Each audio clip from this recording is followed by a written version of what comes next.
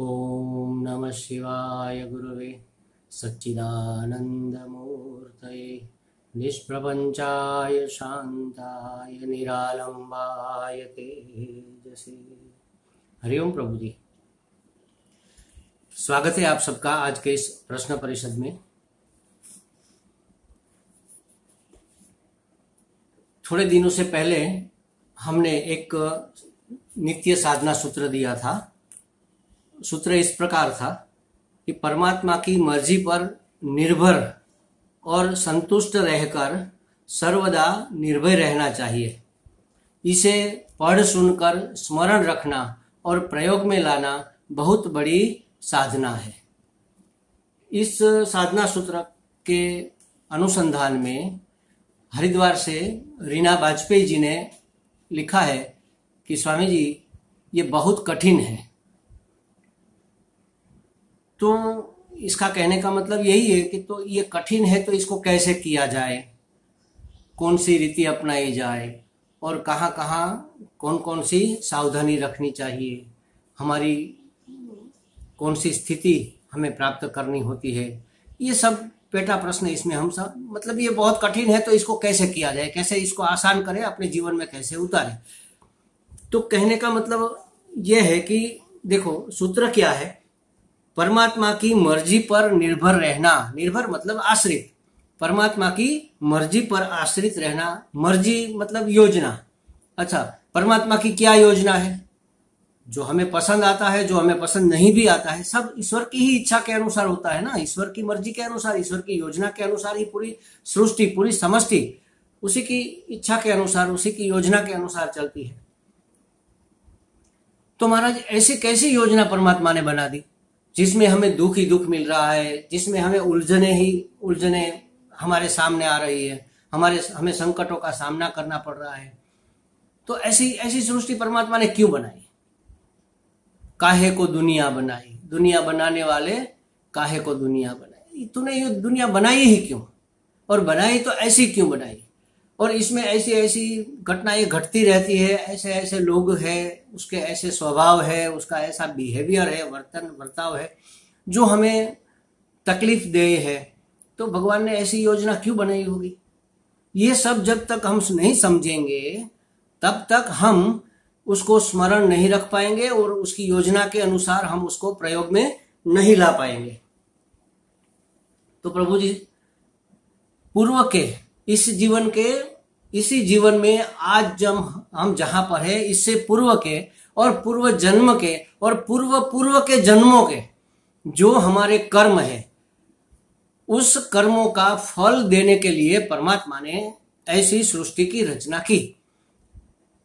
हमारे कर्मों का फल का मतलब क्या है? हमने जो गेन किया है, हमने जो कमाया है, उसको हमें प्राप्त करना है। इसी इच्छा से तो हमने कुछ कमाया है। हम नौकरी करते हैं, हम व्यवसाय करते हैं, क्यों करते हैं? कुछ पाने के लिए, उसका कुछ नफा तो हमें मिलना चाहिए, उसकी कुछ आवक आय तो होनी चाहिए। हम नौकरी करते हैं, पूरा महीना नौकरी करते हैं, तो फिर महीने के आखिर में हमें पगार मिलती है। अच्छा, हमने नौकरी की और पगार किसी और को मिले, ऐसा चलेगा क्या? नहीं चलता है। तो हमने जो भी कर्म किए उसके पीछे हमारी कोई इच्छा थी, हमारी कोई कामना थी कि हमें ये चाहिए, इसलिए हम ये कर रहे हैं। कुछ भी करे महाराज, उसके पीछे कोई ना कोई कामना रहती है। अगर हमने सकाम कर्म, पहले तो कहाँ हमें ज्ञान था, तो हमने जो भी कर्म किए सकाम ही किए होंगे, कामना से प्रेरित होकर किए होंगे। अच्छा, हरेक कामना का कर्म, हरेक कर्म का फल हमें उसी समय मिल जाए, ये जरूरी नहीं। आज हमने नौकरी की, आज ही पगार मिल गया, ऐसा नहीं है। पूरा महीना करेंगे, महीने के आखिर में मिलेगा। कोई कोई कर्म ऐसा होता है कि लंबे समय के बाद मिलता है। जैसे कि किसान खेती बोता है तो 3-4 महीने के बाद उसको फसल मिलती है, फिर वो बेचता है, फिर उसको पैसे मिलते हैं, या तो जो भी मिलता है 3-4 महीने के बाद मिलता है। तो ये उसका थोड़ा इससे भी ज्यादा लेट फल हुआ नौकरी से जी। और जैसे कोई बिजनेसमैन है, व्यवसाय करता है, तो व्यवसाय के आखिर में, मार्च एंडिंग में या तो दिवाली के ऊपर पूरे वर्ष का हिसाब करता है, और वर्ष के अंत में उसको पता चलता है कि हमें इतना नफा हुआ, इतना नुकसान हुआ। तो जैसे हर एक कर्म का फल तुरंत नहीं मिलता, उसके ऊपर डिपेंड रहता है कर्म कैसा है, कामना कैसी है, उसको प्राप्त करने के संजोग कैसे, ईश्वर की योजना में ये कैसे फिट बैठते हैं, उसके हिसाब से वो आगे पीछे मिलते हैं। जैसे कि समझो मूंग का दाना हमने बो दिया तो दूसरे दिन उसमें अंकुर निकल आएगा, और इमली का दाना अगर हमने बो दिया तो 15 दिन लगेंगे, क्योंकि उसका खोल बड़ा सख्त होता है, उसको पिघलने में, उसको अंकुरित होने में टाइम लगेगा। उसी तरह हमारे कर्म कुछ उसी जन्म में हमें फल देकर डिस्ट्रॉय हो गए, मतलब खत्म हो गए।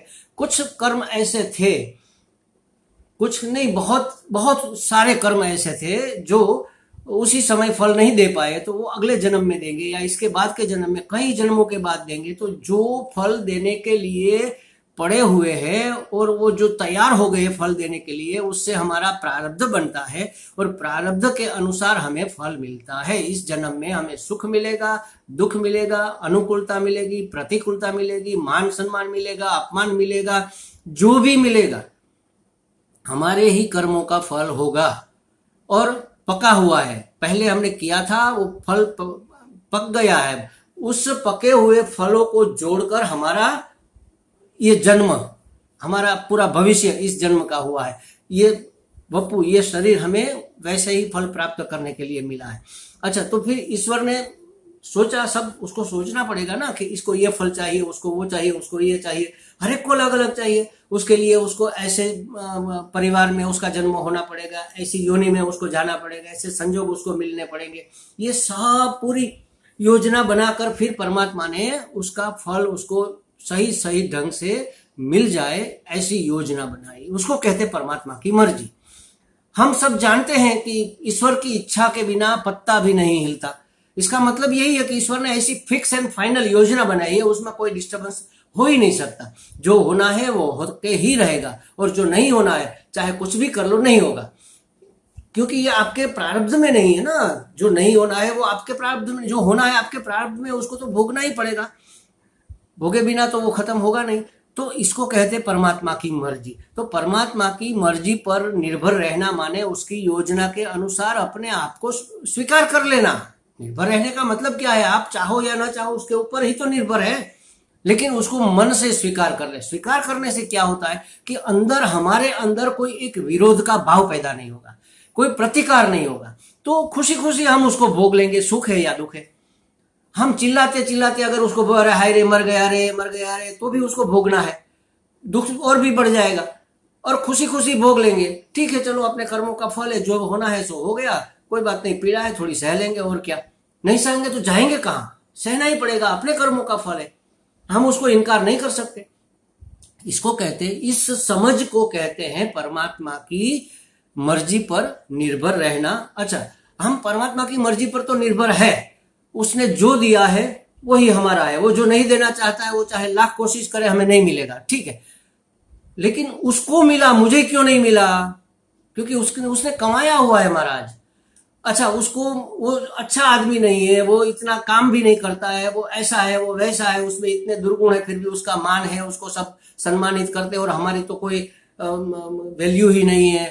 तो ये सब बातें हमें पीड़ा देने वाली है। इच्छा की मर्जी पर, परमात्मा की इच्छा पर, परमात्मा की मर्जी पर निर्भर रहना, उसकी योजना के अनुसार अपने आप को स्वीकार कर लेना, उसके साथ साथ हमें संतुष्ट भी रहना है।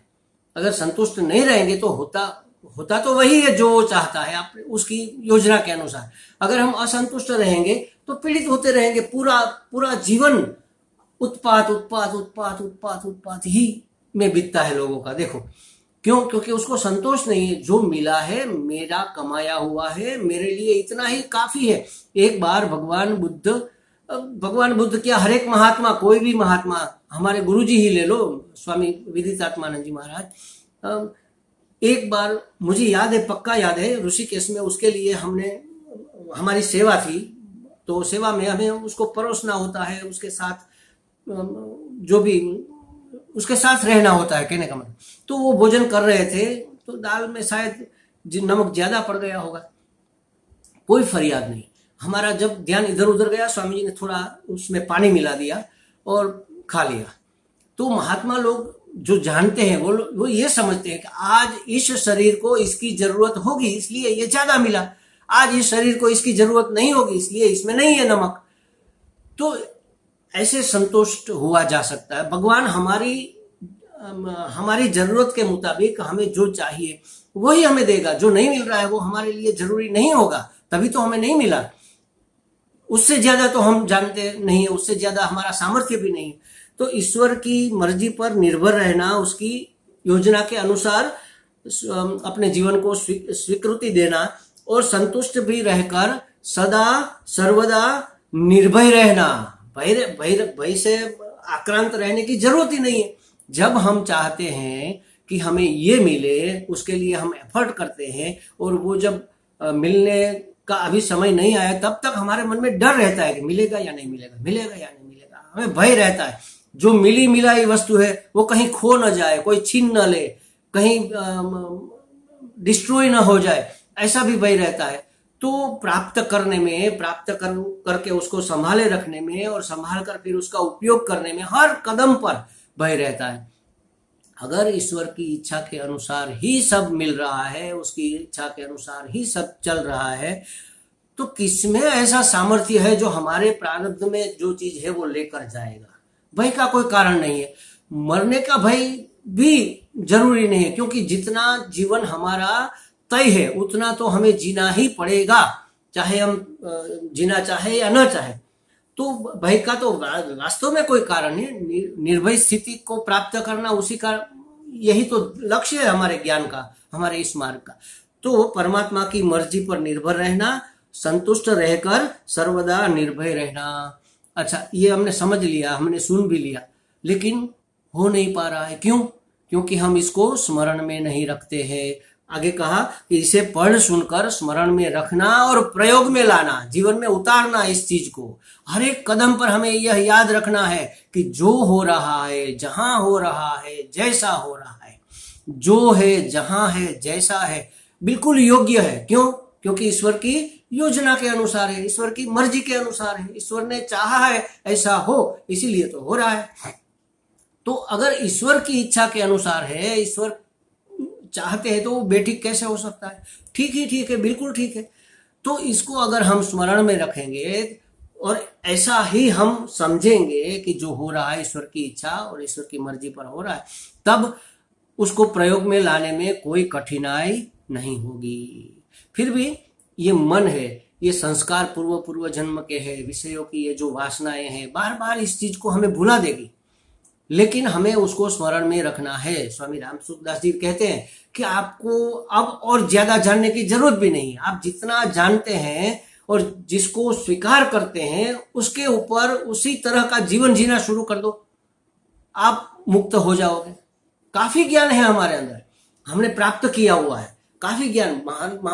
संतों ने, महात्माओं ने हमें बहुत कुछ एक शब्द उसका हमारा जीवन बदल सकता है महाराज, अगर हम उसको प्रयोग में लाए, उसको याद रखें तो।